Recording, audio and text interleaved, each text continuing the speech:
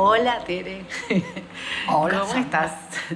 Bueno, estamos acá en esta charla para que nos ayudes a pensar y también nos des, no sé, toda la sensibilidad que tenés en relación a cómo vivís y sentís y atravesás la memoria de estos 50 años que se cumplen de la dictadura y desde nuestro contexto, obvio. Vos sabés, Sandra, que justo en estos días, siempre que se aproxima el 24 de marzo, yo siento el mismo estremecimiento que me provocó cuando escuché aquel primer comunicado oficial del golpe de Estado. Ese 24 de marzo que fue inolvidable para mi generación y para tantas generaciones, para el país entero. Siento ese escozor, la sensación de que ese miedo que nos atenazaba está siempre al acecho. Pero después recuerdo los 50 años de lucha, de democracia recuperada, de a poco, paso a paso, porque primero fue endeble, pero la sostuvimos como pueblo, digo, como país, ¿no? La sostuvimos gracias a la fuerza maravillosa e increíble de las madres y las abuelas, que iban adelante y que eso, lo que sucedía mirándolas, era como si ellas están ahí adelante, enfrentando todo el horror sola. Yo me voy a quedar en mi casa. No, tengo que acompañar eso, ¿no? Esa sensación de un pueblo lentamente tomando conciencia, todo lo que costó tomar conciencia, todo lo que tardamos en oír verdaderamente sus voces, todo lo que sufrimos mientras tanto, todo el negacionismo que convivía con la verdad. Eso me vuelve, te juro que todos estos días me despierto y tengo hijos, tengo nietos, sobre todo mis nietos. Pienso lo que hemos atravesado para tener hoy un país con una democracia que no fue interrumpida durante 50 años, en donde hicimos muchísimas cosas como país. Generaciones y generaciones siguieron trabajando por la memoria, para no perder la memoria. ¿Y cómo es que llegamos al punto en que llegamos hoy, en el que sentimos que de vuelta el negacionismo está al alcance de la mano, el miedo está atenazando de nuevo y pareciera en peligro de verdad la democracia? Todo eso me pasa en estos días, todo eso me envuelve, todo eso me... Sin embargo, siento que en la cultura siempre estuvo presente con claridad la defensa de la memoria, la defensa de la historia. Y está. Y está. Sí, claro, está más que en ninguna otra parte. Te diría que casi son las únicas voces que se levantan hoy para denunciar muchos horrores que volvieron, muchas pesadillas que volvieron. Y eso me parece que es el rol que ha tenido siempre la cultura. Inclusive ha sabido colarse en el medio de la realidad más horrible, ¿no? Sortear la de censura. De Charlie, ¿no? Claro. Acordémonos de María Elena, de María Elena.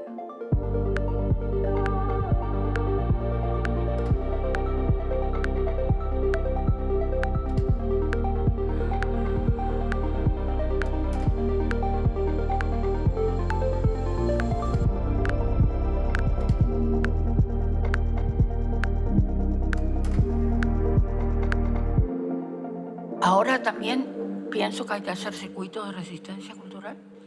Naturalmente surgen, ya están, existen. No es que uno lo pueda inventar. Lo que pasa es que yo voy a buscar eso. Por eso, vos Claro. vas ahí. Yo voy a buscar esos lugares, voy a sentarme con la gente a pensarnos desde la música, a emocionarnos juntos, a recordar, porque la música, el arte, yo tengo esto tan claro para mí, que lo dije ya muchas veces, que hay tanta patria guardada en el arte. Eso está guardado ahí. Entonces eso no es fácil de borrar. Me parece que por eso es que tenemos a veces que cumplir con ese rol Y es difícil aceptar ese desafío también y ese compromiso, porque de hecho te atacan de un modo, te atacan a mansalva, con crueldad, con un odio desatado. Antes era persiguiéndote y haciéndote desaparecer.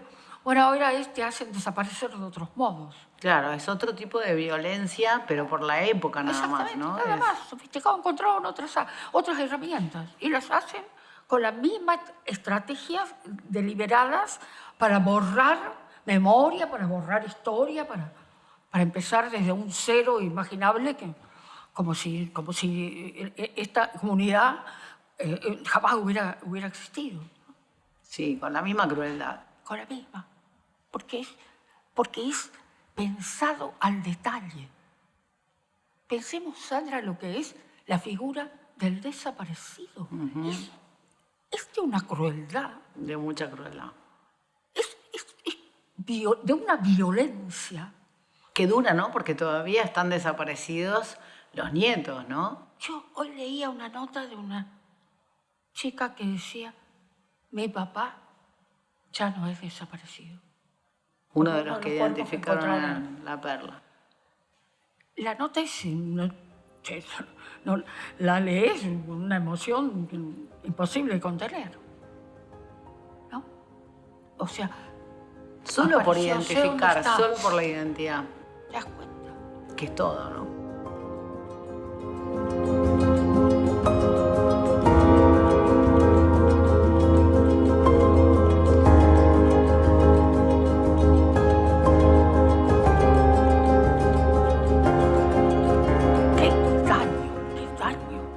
Que le han hecho a la sociedad. Toda la dictadura, pero esa última, que fue sangrienta, realmente, Sandra, nos marcó para siempre.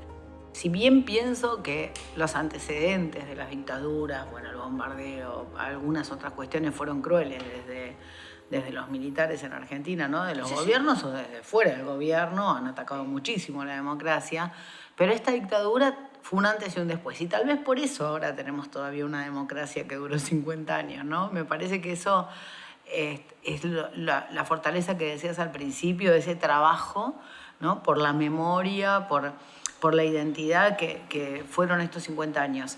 Y también lo que vos decías, pienso que hay algo que falta hacer, ¿no? Que falta construir, porque tenemos estas democracias.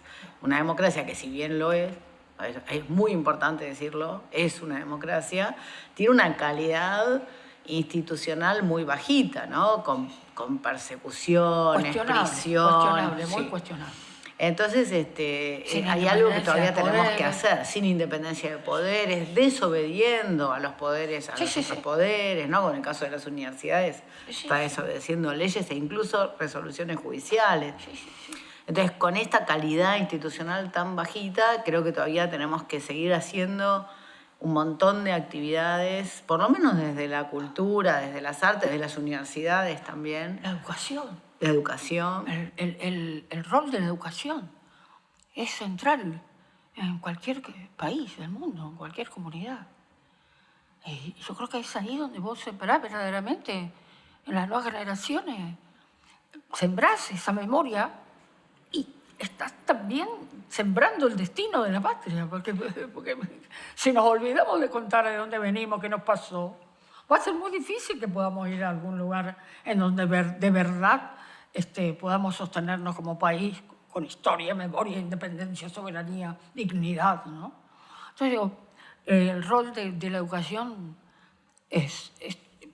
te diría que van juntas. La educación, que de pronto también todos los hechos culturales fluyen de eso que forma la educación en las personas, en los seres humanos, ¿no? Todos fuimos a estudiar para hacer...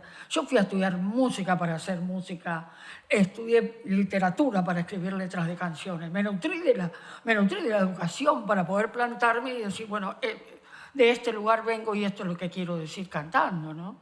O escribiendo canciones.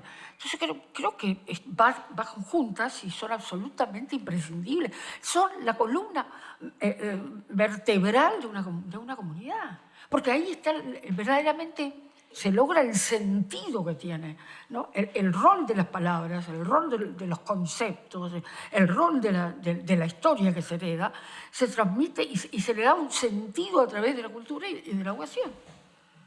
Por eso es que con muchísima inteligencia, porque la piensan mucho, porque yo me imagino que la estrategia se trabaja en lugares que nosotros ni imaginamos, probablemente, para que orade la piedra, ¿no? Porque te das cuenta que está tan pensada que se ataca, lo primero que se ataca es precisamente la cultura. Porque si te borran eso, te borran identidad y te borran razón de ser. Los pueblos que tienen esa memoria, por eso yo confío en nosotros, más allá de todo, Sandra. Porque creo que con la educación, sobre todo en los últimos años de la democracia, sobre todo en los últimos gobiernos nacionales y populares, con la educación trabajamos mucho en las nuevas generaciones. Y esa igualación de la educación pública que la tenía, eso que vos decías, alguien de derecha, alguien conservador, alguien de izquierda, todo el mundo valoraba la educación pública. Era un consenso fundamental, ¿no? Exactamente. Pero por eso se defendió así la educación pública. Por eso se defendió ahora así. mismo. ¿Y cómo? No se podía caminar. Creo que fue la manifestación más grande que yo recuerdo, salvo aquella que salió en algún momento contra el 2x1, ¿te acuerdas? Sí. Que también fue legendaria. Esa fue legendaria y aparte yo me acuerdo sobre todo de la imagen. Yo la trabajo mucho cuando hablo del arte y de cómo las madres, sobre todo en ese momento, yo estaba porque habíamos ido con Charlie a hacer había sido el momento en el que había desaparecido Santiago Maldonado. Entonces habíamos ido, ellos nos pidieron a algunas personas de la comunidad universitaria que acompañáramos a las madres, ¿viste? A Esquel. Y yo viajé. Entonces ahí empecé a tomar contacto muy cercano con algunas personas de hijos y con algunos otros compañeros de militancia.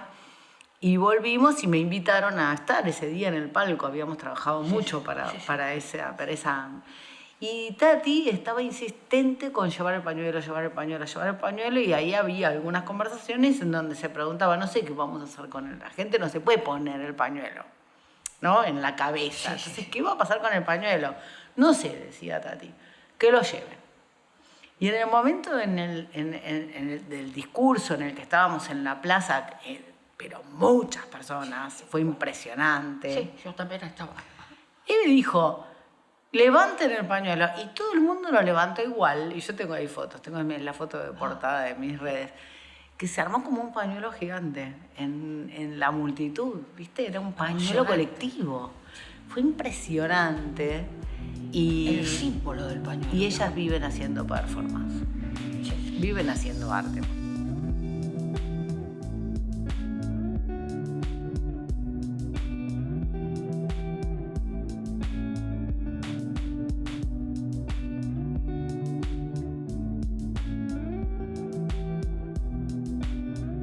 Eso es arte puro. ¿Qué te parece?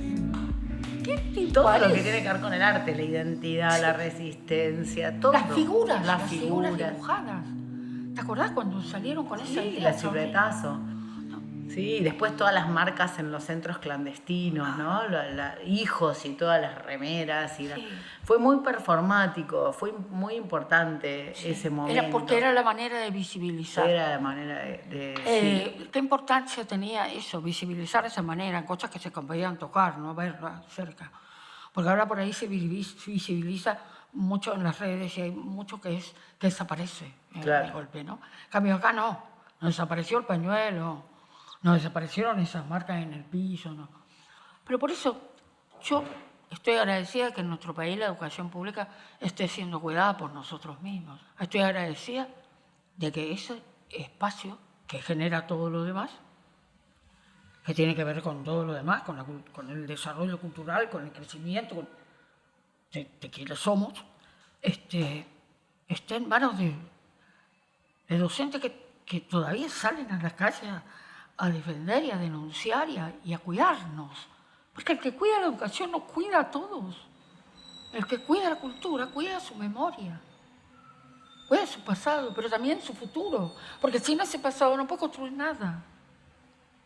Entonces, es tan central, tan vitalmente central, me parece que es desde ahí donde vamos a cambiar. Es desde la educación y es desde la cultura, Sandra. Estoy convencida. Por eso no tenemos que bajar nunca la guardia. Yo cuando me acuerdo que vos sos la rectora de la UNA, me sonrío y me alegro. Qué bien, está Sandra. O sea, ¿no? Están las madres, ¿no? ¿Entendés? Te digo, uno siente el acompañamiento de los que están cuidándonos y cuidándose a sí mismos también en los lugares claves. Eso es lo que no tenemos que perder, porque ahí sí que van a pasarnos por arriba. Hay otros códigos ahora que también hay que saber usarlos y no desperdiciarlos, porque son muy importantes, porque son la forma que tiene hoy la sociedad de comunicarse. Sobre todo los que más tenemos que cuidar, porque lo que tenemos que hacer es cuidar a esas generaciones que quedaron como atrapadas en este callejón que pareciera sin salida, pero que yo creo que tiene salida, del sálvese quien pueda, ¿no? Y la meritocracia, ¿no? y de demonizar todo aquello que sea colectivo, justamente porque lo colectivo da fuerza, ¿no? ¿Cuántos mensajes tenemos que desbaratar, digamos, ¿no? Con hechos concretos? Por ejemplo, tenemos un espacio donde estamos hablando de esto. Una educadora y una cantora del pueblo. ¿No es extraordinario al mismo tiempo? ¿Qué pasa esta cosa de loco? Igual tenemos este espacio que estamos hablando de esto y que podemos a lo mejor ser escuchados, porque eso es lo que no hay que perder, la posibilidad de ser escuchados. Lo que no deberíamos repetir es justamente para cuando llegue el momento en que se produzcan verdaderamente los cambios profundos que deben producirse, que siempre van a ser culturales y políticos, no debemos olvidar que jamás debemos dejar de contar la historia. Y otra vez, y otra vez, y otra vez, y siempre. Como cuando éramos chicos y aprendíamos que el 25 de mayo, el 24 de marzo de 1976, pasó tal cosa. Y a partir de ahí... Siguen siendo unas marchas multitudinarias. Exactamente. El 24. Exactamente. Toda la energía que la gente reserva para marchar la pone el 24. Sí, sí. Porque creo que sigue defendiendo con eso, ese apoyo masivo, a recordar esa fecha, a retener para inclusive hacia el futuro esa fecha, es justamente el valor que se le da a la democracia, ¿no? A la libertad como palabra hermosa que también nos quieren quitar, ¿no? Guarda con las palabras, hemos perdido muchas en el camino. Bueno, entonces, y cerremos, pero para ver cómo abrimos esta nueva etapa, ¿no? Después de los 50 años y más allá de la efeméride, sí. Cómo seguir adelante, ¿no? Para que no se repita esta historia y para que tampoco sucedan otras que tengan que ver con las faltas de nuestra historia, ¿no? Sí, sí, que atenten contra nosotros mismos. Me parece que por eso me alegro mucho que me invites, porque está bueno sentarse a pensar desde la educación y desde la cultura el país que queremos seguir siendo, y dado que tenemos un trabajo muy específico, en este caso ambas, directamente relacionado con eso, ¿no? Y me parece que eso deberíamos hacer mucho más charlas, incluso. Y sí. Juntarnos y más sí. entre Que cuando nosotros. vos estabas en el Ministerio de Cultura, las hacíamos. Yo me acuerdo del trabajo mancomunado que teníamos, ese reconocimiento que tenías, ¿no? De la universidad. Es que me parece que era muy importante. Muy eso, importante. Sí. Esas cosas, porque es parte del desarrollo de nosotros mismos, de nuestros trabajos, pero también del contenido que le vamos, y de las preocupaciones, de los alertas que podemos ver para anticiparnos un poco, ¿no? A lo otro que es invasivo, que te supera, pero si nosotros estamos siempre conectados con la realidad, vos en las aulas, yo en la música y otros colegas en todos los sentidos, podemos armar no digo un programa, pero sí un modo de sostener este pensamiento, esta manera de sentirnos parte de una memoria, de una historia de un país con dignidad, ¿no? Un país que tiene... Entonces, hasta pronto. Sí, Nos sí, vamos a encontramos. continuar. Vos invitame que yo, a mí, vos sabés que a mí me hace mucho bien, y creo que nos hace bien, a cada uno individualmente además, poder tener un interlocutor válido con el que uno, bueno, arrime estas preocupaciones, ¿no? Sí, es cierto. Y pueda sintetizar un poco, aunque sea. Sí. Bueno, nos vamos a encontrar seguido. Dale.